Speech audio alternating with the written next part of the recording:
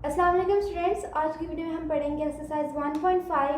Exercise 1.5 का question 1 है हमारे पास, find the determinant of the following matrices. और हमारे पास इस क्वेश्चन के 4 पार्ट्स हैं।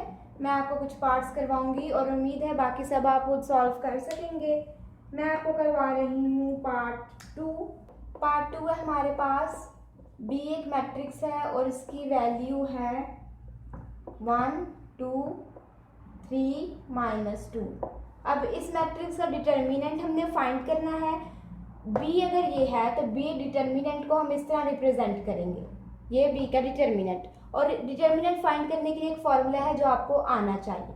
अब वो ये कि आप इस एंट्री को इसके ऑपोजिट एंट्री के साथ मल्टीप्लाई करेंगे और इस एंट्री को भी इसके ऑपोजिट के साथ मल्टीप्लाई करेंगे।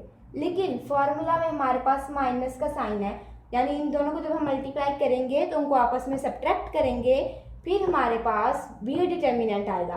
वो किस तरह से, हम ये हमारे पास 1 एक एंट्री है और इसका ऑपोजिट -2 है, हम करेंगे 1 मल्टीप्लाई बाय -2 और 3 एक एंट्री है जिसका ऑपोजिट 2 है, सो 3 मल्टीप्लाई बाय 2। इनके बीच में हम सब्ट्रैक्शन का साइन लगाएंगे। अगर आपने प्लस का लगाया तो गलत हो जाएगा, आपका आंसर सही नहीं आएगा। और ये सब्ट्रैक्शन का साइन ये डिटर्मिनेंट के फॉर्मूला में है, ये आपको आना चाहिए। सो 1 बाई -2 हमारे पास आ जाएगा -2, फिर -3, अगर माइनस में ऐसे ही रखती हूँ, 3/2 6। या फिर हम इस तरह भी कर सकते हैं, -3 बाय +2 -6 ही आएगा हमारे पास। सो -2 -6 को सॉल्व करते हैं -8। बी डिटर्मिनेंट का आंसर है -8। इसी तरह बाकी पार्ट्स भी हैं, मैं आपको पार्ट 4 करवा देती हूँ और उम्मीद है पार्ट 1 और पार्ट 3 आप खुद सॉल्व कर सकेंगे। पार्ट 4 है हमारे पास, d = 3 1 2 4। अब यहाँ पे भी फाइंड करने के लिए d डिटर्मिनेंट = 3 अपनी अपोजिट एंट्री से मल्टीप्लाई होगा, यानी 3/4, माइनस का साइन फॉर्मूले की तरफ से आएगा और फिर 2/1 हो जाएगा। तो हमारे पास d डिटर्मिनेंट आएगा 3/4 12 -2/1 2, d डिटर्मिनेंट = 10 और ये हमारा आंसर है। एक्सरसाइज 1.5 का क्वेश्चन 2 है हमारे पास, find which of the following matrices are singular और नॉन सिंगुलर। हमारे पास 4 मैट्रिसेस गिवन है, 4 पार्ट्स हैं इस क्वेश्चन के और हमने बताना है इनमें से कौन से मैट्रिसेस सिंगुलर हैं और कौन से नॉन सिंगुलर हैं। सिंगुलर मैट्रिक्स कौन से होते हैं, कोई भी हमारे पास मैट्रिक्स है, फॉर एग्जांपल ए, और उसका डिटर्मिनेंट हमारे पास 0 के इक्वल आ जाए तो तब हम कहेंगे ये सिंगुलर मैट्रिक्स है। अगर यहाँ पे बी है और उसका डिटर्मिनेंट 0 आ गया है तो बी जो है सिंगुलर मैट्रिक्स है। अगर 0 के अलावा उसका कोई भी डिटर्मिनेंट आ जाता है 1 या -1 तब वो नॉन सिंगुलर मैट्रिक्स होगा। तो अब इनको सॉल्व करते हैं हम। मैं आपको एक पार्ट करवाऊंगी और बाकी 3 पार्ट्स आप खुद सॉल्व करेंगे। मैं आपको करवा रही हूँ पार्ट 1। पार्ट 1 है a = 3 6 2 4। अब इसका डिटर्मिनेंट फाइंड करते हैं। a डिटर्मिनेंट = 3/4 माइनस का साइन 6/2, 4 3 12 -6/2 12। और a डिटर्मिनेंट का आंसर हमारे पास आया 0 और फिर आप आंसर में लिखेंगे सिंगुलर मैट्रिक्स।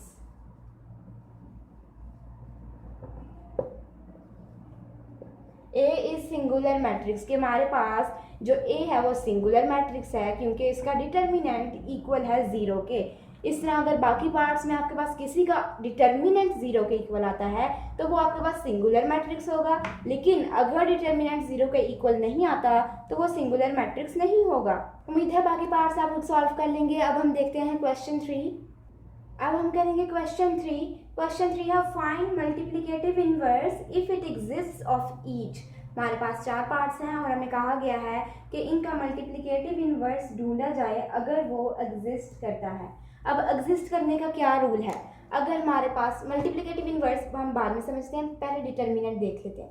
डिटर्मिनेंट हमारे पास 0 हो तो क्या होता है वो सिंगुलर। इसी तरह अगर डिटर्मिनेंट 0 आ जाए तो हम आगे प्रोसीड करके मल्टीप्लिकेटिव इन्वर्स नहीं फाइंड कर सकते। मल्टीप्लिकेटिव इन्वर्स को फाइंड करने के लिए हम पहले डिटर्मिनेंट फाइंड करते हैं, फिर एडजॉइंट फाइंड करते हैं और फिर हमारे पास इन्वर्स आता है। अब जब हमारे पास डिटर्मिनेंट 0 के इक्वल आ जाएगा तो ये सॉल्व नहीं होगा। स्टेटमेंट लिखेंगे, since this is a singular matrix therefore its multiplicative inverse does not exist। अब हमने सॉल्व करना है क्वेश्चन 3 जिसके 4 पार्ट्स हैं। मैं आपको एक पार्ट करवाऊंगी पार्ट 4 और उम्मीद है बाकी पार्ट्स आप खुद कर सकेंगे। मैं आपको ये बता दूं कि पार्ट 3 जो है हमारे पास, उसमें हमारे पास सी जो है वो सिंगुलर मैट्रिक्स होगा क्योंकि उसका डिटर्मिनेंट 0 के इक्वल आएगा। बाकी सब पार्ट्स में आप मल्टीप्लिकेटिव इन्वर्स फाइंड कर पाएंगे। डी की वैल्यू हमारे पास गिवन है 1/2, 1, 2 और 3/4। अब मल्टीप्लिकेटिव इन्वर्स फाइंड कैसे करते हैं? सबसे पहले हम डिटर्मिनेंट फाइंड करते हैं, तो डी डिटर्मिनेंट फाइंड कर लेते हैं। 1/2 मल्टीप्लाई बाय 2 हो जाएगा, माइनस का साइन, और 3/4 मल्टीप्लाई बाय 1। अब यहाँ पे 1/2 मल्टीप्लाई बाय 2 हमारे पास आ जाएगा 1 माइनस 3/4 मल्टीप्लाई बाय 1, 3/4। अब इसको आप कैलकुलेटर पे कर सकते हैं, लेकिन आपको आना चाहिए कि फ्रैक्शंस को किस तरह सब्ट्रैक्ट या ऐड करते हैं। यहाँ पे 1 माइनस 3/4 हो रहा है। 1 के नीचे कुछ भी नहीं, कोई डिनोमिनेटर नहीं, इसका मतलब 1 के नीचे हमेशा 1 होता है। ठीक है, तो हम 1/1 को क्या किससे मल्टीप्लाई करें, यानी नीचे किससे मल्टीप्लाई करेंगे उसका डिनोमिनेटर सेम आ जाए, तो उसके लिए हम नीचे 4 से मल्टीप्लाई करना पड़ेगा। लेकिन रूल है कि हम ऊपर भी उससे मल्टीप्लाई करते हैं, तो हमारे पास आ जाएगा 1/4 4 और 1/4 4/4। अब जब हमारे पास ये आ गया 4/4 तो 1/1 की जगह हम लिख सकते हैं 4/4, क्योंकि अगर इसको हम कट करते हैं तो हमारे पास 1 ही आएगा, माइनस 3/4। डिनोमिनेटर सेम करने के लिए हमने ये किया है ताकि सब्ट्रैक्ट हो सके। फिर हम इसको सॉल्व करते हैं, तो 4/4 ये हमारे पास आ जाएगा 4 - 3 और डिनोमिनेटर 1 हो जाएगा 4 इज इक्वल टू 4 - 3 1 और ओवर 4 वैसे ही नीचे आ जाएगा, 4 - 3 होगा तो 1 आ जाएगा। और हमारे पास डी डिटर्मिनेंट की वैल्यू है 1/4। अब मल्टीप्लिकेटिव इन्वर्स का दूसरा स्टेप है एडजॉइंट फाइंड करना, और फिर हमें मल्टीप्लिकेटिव इन्वर्स मिलता है। एडजॉइंट कैसे फाइंड करते हैं और एडजॉइंट क्या होता है? एडजॉइंट अगर हमने डी मैट्रिक्स को फाइंड करना है तो हम लिखेंगे adjoint D is equal to, और कैसे फाइंड करते हैं ये, इसको आप इस तरह फाइंड करते हैं कि इस मैट्रिक्स को हमने देखा जो हमारे पास डी मैट्रिक्स गिवन है, इसकी जो डायगोनल एंट्रीज हैं उनकी हमने प्लेस चेंज कर देनी है। अब इसकी डायगोनल एंट्री 1/2 यहाँ पे थी, तो दूसरी कौन सी है 2, यानी 2 यहाँ पे आ जाएगा। अब 1/2 यहाँ था तो वो यहाँ पे चला जाएगा। ये डायगोनल एंट्री जो है इसकी ये चेंज हो गई, 2 इसकी जगह आ गया और 1/2 इसकी जगह चला गया। और जो नॉन डायगोनल एंट्रीज हैं उनके साइन चेंज होते हैं, ये आपको याद रहना चाहिए। नॉन डायगोनल एंट्री यहाँ पे 3/4 है तो हमारे पास -3/4 आ जाएगा, और यहाँ पे 1 है हमारे पास -1 आ जाएगा, और ये हमारे पास डी का एडजॉइंट मैट्रिक्स आ गया। इसे हम कहेंगे एडजॉइंट डी, वो ये मैट्रिक्स है। अब हमें डिटर्मिनेंट मिला है, एडजॉइंट डी मिला है, और इन्वर्स कैसे फाइंड करते हैं? इन्वर्स के लिए हम इस तरह डिनोट करेंगे डी इन्वर्स। ठीक है, इसको इस तरह डिनोट करेंगे। डी इन्वर्स फाइंड करने का फॉर्मूला है हमारे पास 1/d determinant multiply by adjoint D, तो हमारे पास आ जाएगा डी इन्वर्स। अब 1/d डिटर्मिनेंट, ठीक है, यानी 1/4। डी डिटर्मिनेंट हमारे पास क्या था 1/4 था। इस 1/4 के हमने डी डिटर्मिनेंट की जगह मैंने पुट कर दिया 1/d डिटर्मिनेंट यानी 1/4। और जब इसको आप कैलकुलेटर पे सॉल्व करेंगे या सिंपली इसको सॉल्व करेंगे तो ये जो हमारे पास ये टर्म है इस तरह जब फ्रैक्शन में हो ये सॉल्व होकर हमारे पास आता है 4। ठीक है, आप इसको कैलकुलेटर पे करके चेक भी कर सकते हैं। हमारे पास ये टर्म जो है यानी ये 4 ऊपर आके मल्टीप्लाई होता है, हमारे पास 4/1/1 आ जाता है, तो ये ऊपर आके मल्टीप्लाई हो जाता है तो 4/1 आ जाता है, और 4/1 इक्वल होता है 4 के। इस तरह से हमारे पास ये 4 आता है। तो अब हमारे पास जो है 1/d डिटर्मिनेंट यानी 1/1/4 मल्टीप्लाई बाय एडजॉइंट डी की वैल्यू मैं पुट करूँगी। ठीक है, ये एडजॉइंट डी था हमारे पास। अब इसको तो मैं पुट कर दूंगी 4, ठीक है। तो 4 मल्टीप्लाई होगा अब इस पूरे मैट्रिक्स के साथ।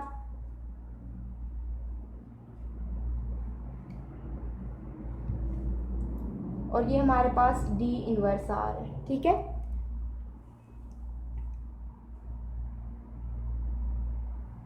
अब यहाँ पे मैं 4 को इस पूरे मैट्रिक्स के साथ मल्टीप्लाई कर रही हूँ, तो किस तरह से होगा, 4/2 8, 4/-1 -4,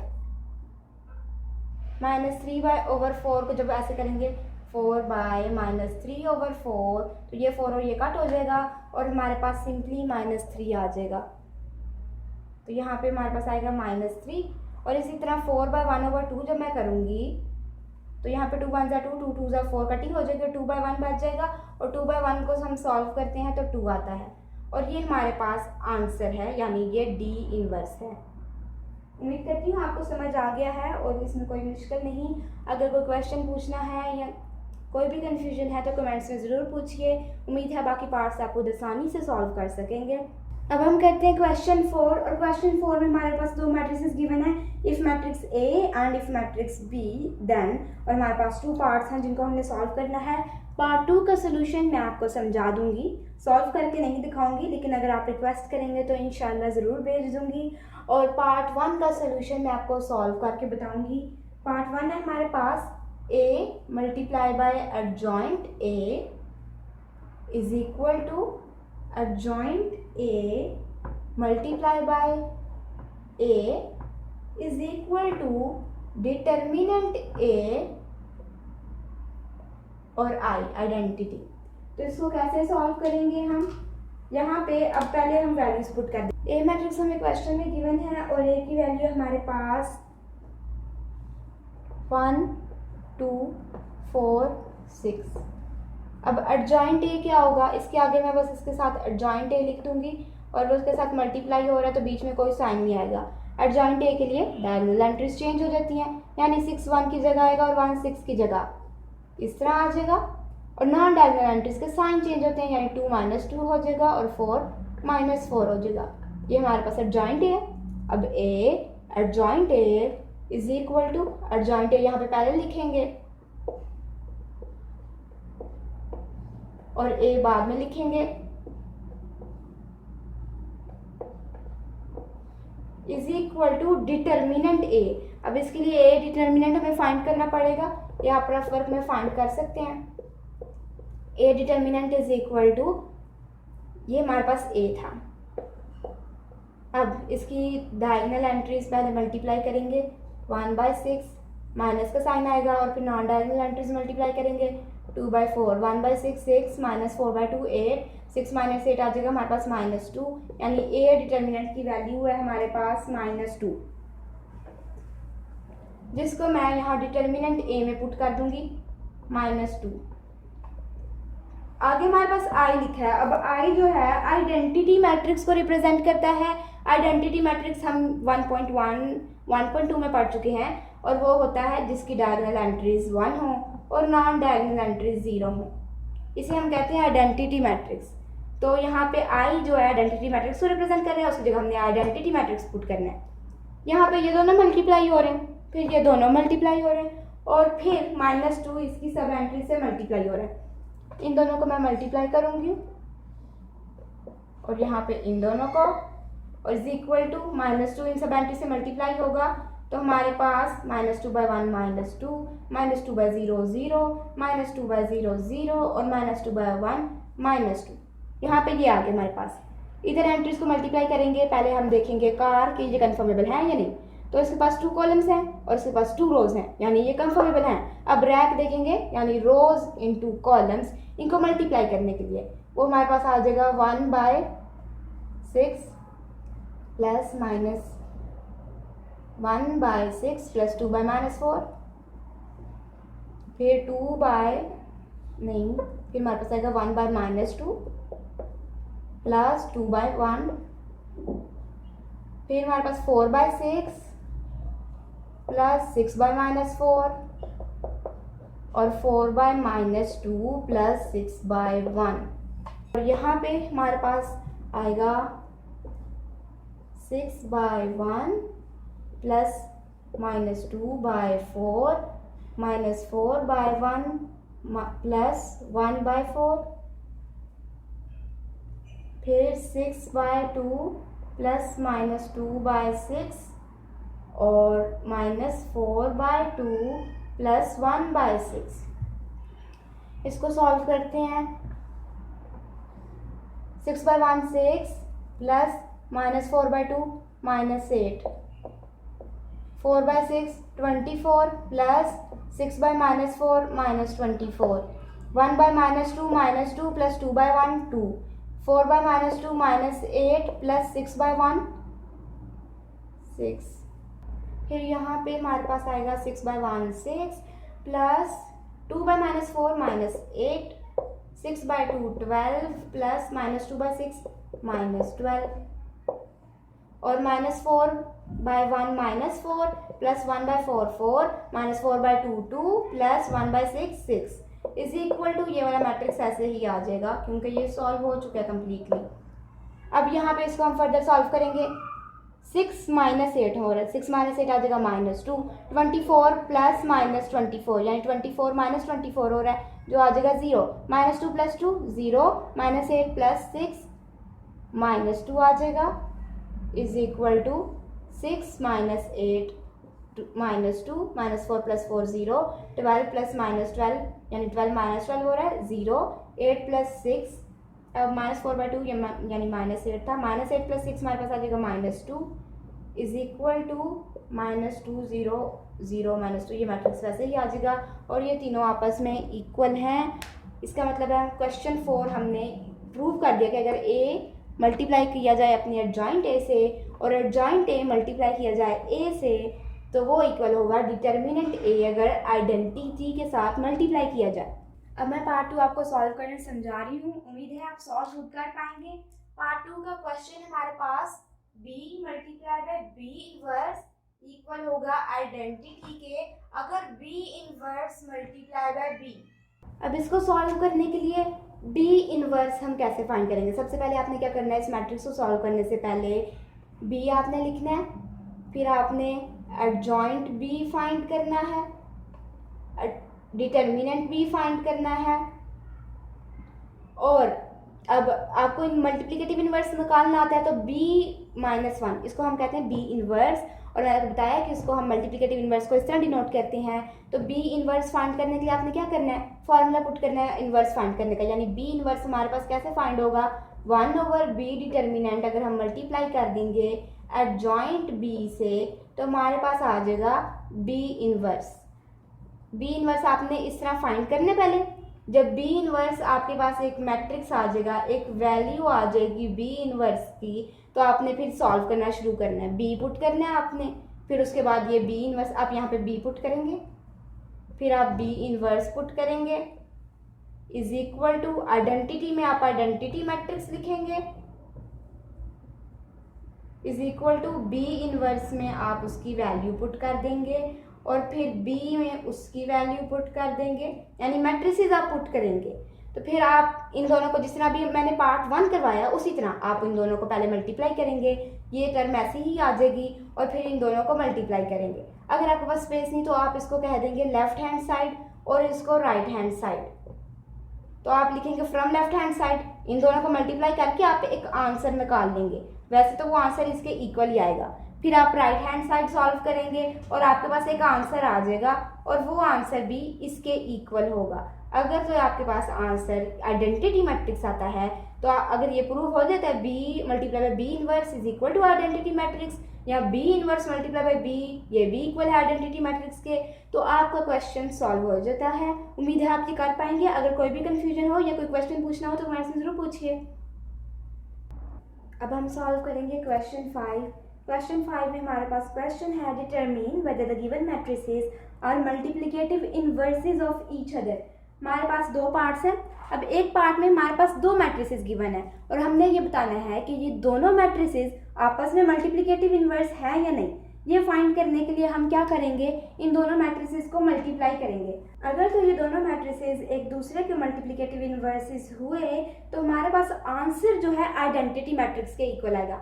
इसके हमारे पास ये कंडीशन है कि ए फॉर एग्जांपल एक मैट्रिक्स है और बी दूसरा मैट्रिक्स है। अगर हम ए बी करते हैं और हम बी ए करते हैं, यानी ए को बी से मल्टीप्लाई करें या बी को ए से करें और इसका आंसर हमारे पास आइडेंटिटी मैट्रिक्स आए, तो तब ये प्रूव हो जाएगा कि ये मैट्रिसेस आपस में मल्टीप्लिकेटिव इन्वर्स हैं एक दूसरे के। अब इसका पार्ट 1 मैं आपको करवाऊंगी और उम्मीद है पार्ट 2 आप खुद सॉल्व कर लेंगे। मैट्रिक्स है 3 5 4 7।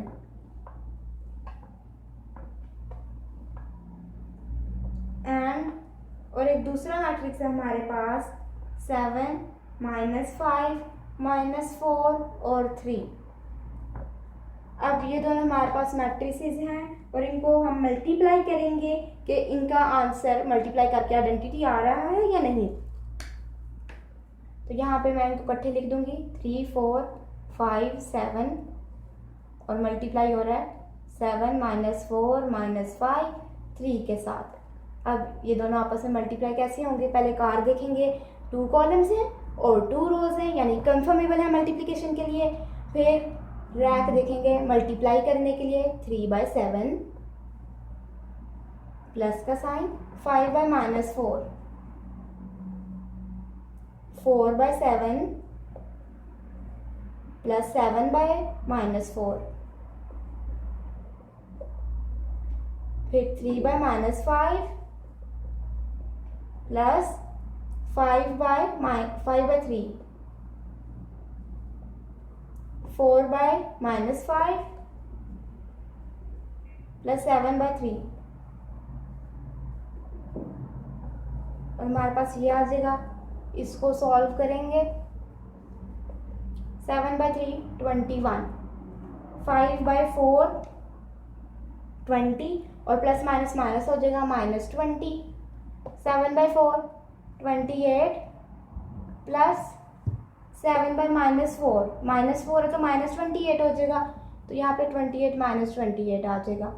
3/-5 -15 प्लस 5/3 प्लस 15 4/-5 -20 प्लस 7/3 प्लस 21 और ये सॉल्व होगा तो हमारे पास आएगा 21 - 20 यानी 1 28 - 28 0 -15 प्लस 15 0 -20 प्लस 21 1 और ये इक्वल है हमारे पास आइडेंटिटी मैट्रिक्स के। अभी हमने ये क्या सॉल्व किया, आप इसको लेट कर सकते हैं। हाँ, आप यहाँ पे मैट्रिक्स की पहले स्टेप में लिखेंगे लेट ए, इस तरह से ए एंड बी।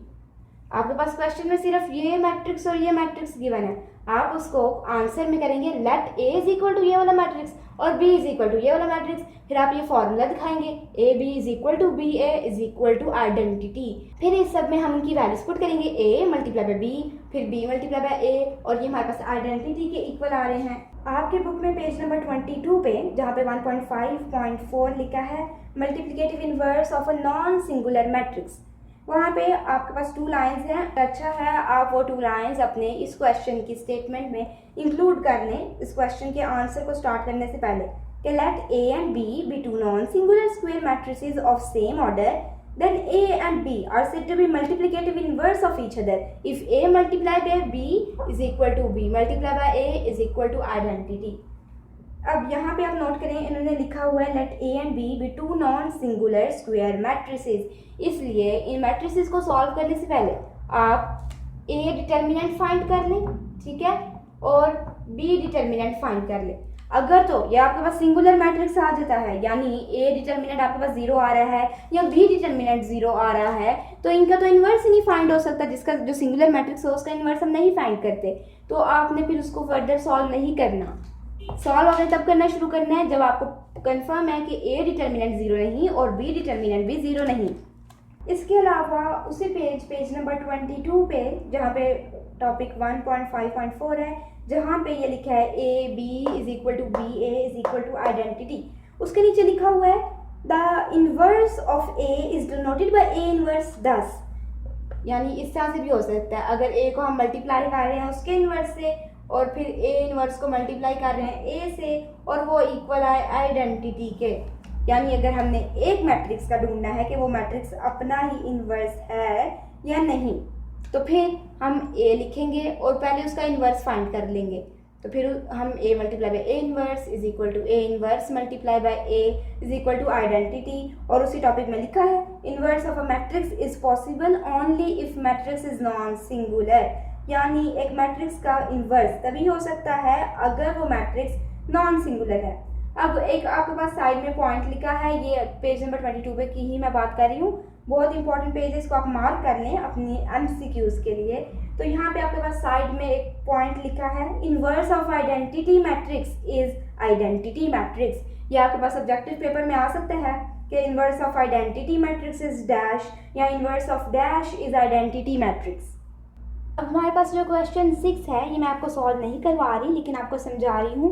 अगर कोई कन्फ्यूजन हुई या कोई क्वेश्चन पूछना हुआ तो कमेंट्स में ज़रूर पूछिएगा। हमारे पास इसके 2 पार्ट्स हैं, ठीक है। पार्ट 1 है हमारे पास ए बी अगर मल्टीप्लाई हो रहे हैं और इसका होल इनवर्स इज इक्वल है बी इनवर्स और ए इनवर्स को मल्टीप्लाई करके। इसी तरह पार्ट 2 है हमारे पास कि डी ए मल्टीप्लाई हो रहे हैं, इनका होल इनवर्स है और ये इक्वल है ए इनवर्स डी इनवर्स के। अब इसको आपने किस तरह सॉल्व करना है? सबसे पहले आपने इस मैट्रिक्स के लिए बी इनवर्स और ए इनवर्स को ढूंढना है, ठीक है। यहाँ आप इसको बाद में भी ढूंढ सकते हैं, इसको आप कह दें लेफ्ट हैंड साइड और इसको राइट हैंड साइड। अब लेफ्ट हैंड साइड आपने सॉल्व करना शुरू की तो लेफ्ट हैंड साइड में आपने सिंपली आपके पास 2 मैट्रिसेस गिवन होंगे ए और बी, उन दोनों को पुट कर दिया, ठीक है। और इस तरह ब्रैकेट में यहाँ पे आपने इनवर्स का साइन लगा दिया, ठीक है। ए बी यहाँ पे इकट्ठे ब्रैकेट के अंदर, तो आपने ए बी के जगह उनके मैट्रिसेस पुट किए और फिर इनवर्स का साइन लगा दिया ब्रैकेट से बाहर। अब ए बी मल्टीप्लाई होते आएंगे तो हमारे पास एक मैट्रिक्स आ जाएगा ना, इनका रिजल्ट, इनका प्रोडक्ट, और ये इनवर्स का साइन है। अब उस मैट्रिक्स का इनवर्स आपने फाइंड करना है, तो वो फाइंड करने के लिए आप इस मैट्रिक्स का जो आपके पास प्रोडक्ट आया होगा आप इसको ए बी का नाम ही देंगे ना कि ए बी आपके पास ये आ गया उसका इन्वर्स। अब ए बी का इन्वर्स फाइंड करने के लिए आप ए बी यानी इस डिटर्मिनेंट का इस मैट्रिक्स का डिटर्मिनेंट फाइंड करेंगे और इसी तरह आप एडजॉइंट फाइंड करेंगे ए बी का यानी इस मैट्रिक्स का। फिर आपके पास इन्वर्स कैसे आएगा? 1/a b का जो डिटर्मिनेंट होगा multiply by adjoint A B, यानी इन्वर्स का फॉर्मूला पुट कर देंगे। ये आपके पास ले आएगा लेफ्ट हैंड साइड का आंसर, ठीक है। लेफ्ट हैंड साइड में इस तरह आपके पास आ जाएगा ए बी का इन्वर्स। अब राइट हैंड साइड को हम देखते हैं। राइट हैंड साइड में आपके पास है बी इन्वर्स और ए इन्वर्स। इसको सॉल्व करने के लिए आपने यहाँ पे आपके पास है राइट हैंड साइड और इसको सॉल्व करने के लिए आप पहले क्या फाइंड करेंगे? बी का डिटर्मिनेंट, फिर आप एडजॉइंट बी भी फाइंड करेंगे, इसी तरह ए का डिटर्मिनेंट, एडजॉइंट ए फाइंड करेंगे और फिर बी का इन्वर्स फाइंड करने के लिए आप कर देंगे 1/b determinant multiply by adjoint B और इसी तरह ए का इन्वर्स फाइंड करने के लिए 1/a determinant multiply by adjoint ए। अब यहाँ पे आपके पास b का इन्वर्स आ जाएगा इस फॉर्मूले से, ठीक है।